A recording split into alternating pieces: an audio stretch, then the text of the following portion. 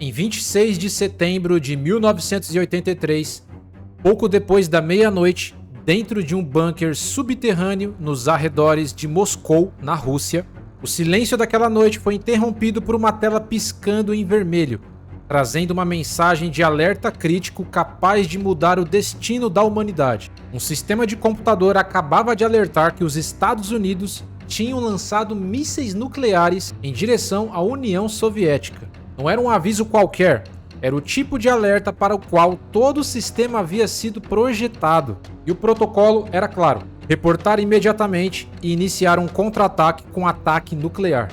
Naquela noite, havia apenas um homem de plantão, sentado diante da tela, com segundos para agir. Ele observava os sinais, os dados, as confirmações que surgiam uma após a outra. Tudo indicava que o sistema estava funcionando perfeitamente, e ele tinha poucos segundos para decidir o que fazer. A decisão dele iria mudar completamente a história da humanidade. E esse é o motivo de você estar aqui assistindo esse vídeo. Hoje eu vou te contar a história de um homem que teve a coragem de parar, questionar e não confiar cegamente no sistema que estava na sua frente, mesmo quando tudo dizia que estava certo. Fica até o final do vídeo para você entender direitinho qual que é essa história.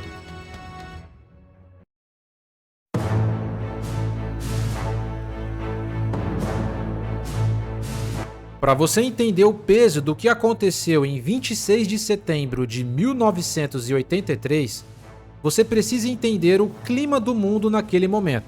A Guerra Fria estava no seu pico mais tenso em décadas. Estados Unidos e União Soviética estavam num impasse paranoico, cada um com arsenais nucleares capazes de exterminar a vida no planeta diversas vezes. Poucas semanas antes, militares soviéticos tinham derrubado um avião civil da Korean Airlines, matando 269 pessoas, incluindo um representante americano chamado de Larry McDonald, além de muitos outros americanos. O mundo estava em choque.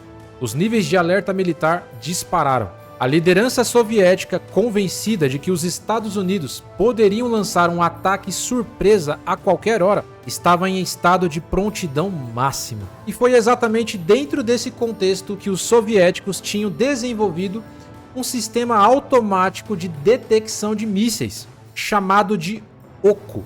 Um sistema de satélites orbitando a Terra, monitorando continuamente qualquer lançamento balístico vindo do lado americano. Naquela época era tecnologia de ponta, orgulho da engenharia soviética. Só que naquela noite aconteceu um fato muito interessante com o sistema OCO, que acendeu um alerta mundial.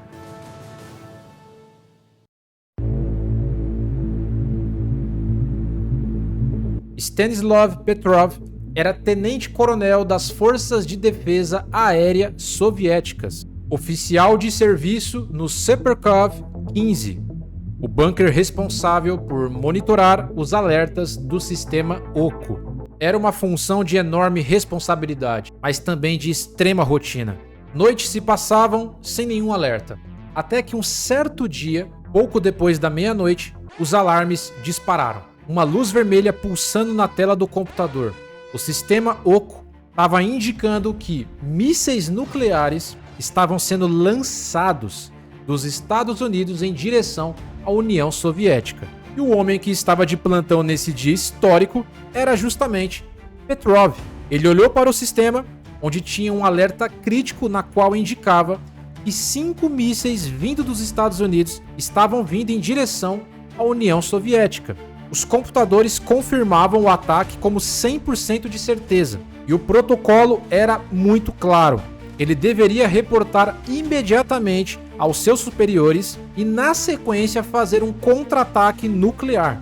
Nesse momento de tensão máxima, Petrov parou, pensou, refletiu, e ele precisava tomar uma decisão o mais rápido possível. Nesse momento, ele percebeu que algo não batia. E aqui está o raciocínio dele. E presta atenção, que isso vai fazer muito sentido daqui a pouco. Petrov pensou: o primeiro ataque nuclear real nunca viria com apenas 5 mísseis. A doutrina militar de ambos os lados era clara: Para destruir a capacidade de resposta do inimigo, você precisava de centenas, talvez até milhares de ogivas simultâneas. Apenas 5 mísseis não apagam a capacidade de retaliação de ninguém. 5 mísseis são insuficientes estrategicamente. Aquele ataque não fazia sentido na visão de Petrov. Segundo ponto, o sistema de radar terrestre que deveria confirmar, independentemente de qualquer lançamento captado pelos satélites, não estava detectando nada. Ou seja, nem o míssil no radar convencional. Terceiro ponto, o sistema Oco, ele era novo, nunca tinha sido testado numa situação real. Era tecnologia relativamente recente, sem histórico de validação em campo. Petrov somou tudo isso e tomou a decisão mais importante da história da humanidade.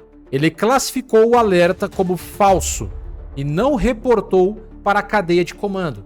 Ou seja, ele não passou para os seus superiores, e era o que ele precisava fazer. Ele esperou, os minutos passaram e não houve explosão, não houve guerra. Os mísseis nunca chegaram, porque nunca tinham sido lançados. Então o que tinha acontecido? Investigações posteriores descobriram que o sistema Oco tinha interpretado erroneamente a reflexão da luz solar em nuvens de altitude elevada como rastro térmico de lançamento de mísseis, uma condição atmosférica específica, um ângulo de incidência solar muito raro de acontecer. E o algoritmo concluiu: ataque nuclear em andamento. Era um bug de sistema, uma falha grave de lógica, de programação, de reconhecimento de padrões. O software foi projetado para identificar assinaturas térmicas de lançamento de mísseis, e ele conseguiu identificar corretamente essas assinaturas térmicas. Só que a fonte não era um míssil,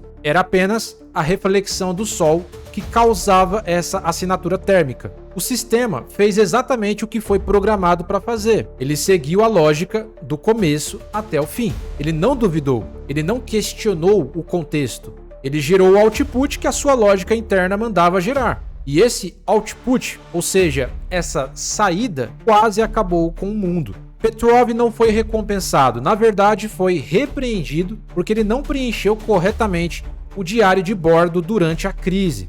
Passou anos em relativo anonimato, vivendo modestamente, sem reconhecimento oficial do que havia feito. Só décadas depois, sua história veio a público. Em 2006, recebeu um prêmio de cidadão mundial. E em 2013, um documentário levou seu nome para uma audiência maior. Petrov morreu em 2017, aos 77 anos. E poucas pessoas sabem quem foi Petrov. Mas foi um homem corajoso e questionou o sistema que estava na sua frente.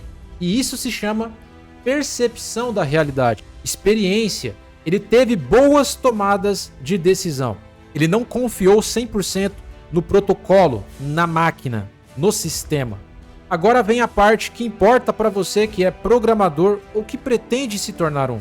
O sistema Oco, ele falhou porque foi construído para reconhecer um padrão específico e agir sobre ele automaticamente, sem nenhuma camada de validação cruzada, sem nenhum mecanismo de dúvida, sem nenhum tratamento adequado para casos extremos, para os chamados edge cases. Os edge cases são situações raras ou extremas que acontecem fora do comportamento normal de um sistema. Geralmente envolvem limites, exceções ou combinações inesperadas de dados. E isso tem um nome dentro da engenharia de software. Chama-se falta de redundância de validação. O sistema provavelmente tinha uma única fonte de verdade. E quando essa fonte retornou um valor incorreto, não havia nada para questionar aquele valor.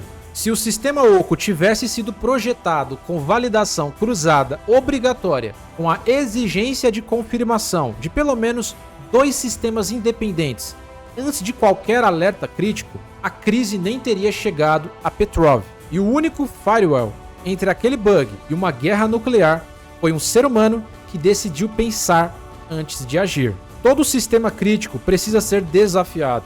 Todo output precisa ter contexto. Todo algoritmo que toma decisões de alto impacto precisa de camadas de verificação. E o programador que entende isso não é apenas alguém que escreve código que funciona. É alguém que escreve código que sobrevive ao contato com a realidade e minimiza ao máximo os problemas de segurança. A realidade é sempre mais complexa do que qualquer modelo que você cria para representá-la. Luz solar pode parecer um míssil, um dado corrompido pode parecer dado válido. E se o seu código não foi escrito para lidar com essa complexidade, você pode ter certeza que ele vai errar. E às vezes de forma silenciosa, como foi o caso dessa história que eu estou contando para você. E o que a gente pode tirar de aprendizado dessa história que foi real, inclusive? Hoje, mais do que nunca, ficou fácil escrever código, principalmente com IA. Você consegue criar sistemas inteiros em minutos. O sistema daquela noite não estava quebrado, e sim funcionando. Ele fez exatamente o que foi programado para fazer. O problema é que ele não foi testado em cenários críticos. E se não tivesse um ser humano, um ser pensante, com experiência e com poder de decisão, tudo estaria acabado. E é exatamente isso que pode acontecer com você quando você copia um código com IA, sem revisar, sem entender e sem validar. A IA não tem contexto, a IA não tem responsabilidade, a IA não sofre as consequências. Você precisa usar isso com muita sabedoria. Precisa ter um ser pensante. Você sim, se você não testa, não valida, não pensa em segurança, você está basicamente colocando um sistema em produção igual ao oco, ainda que não seja com IA. Dependendo do sistema que você está criando, você tem grande responsabilidade. Espero que esse vídeo tenha te ajudado a refletir mais sobre o tema e ajudado você a entender o impacto real que um software mal feito, mal projetado, pode ter impacto na vida real.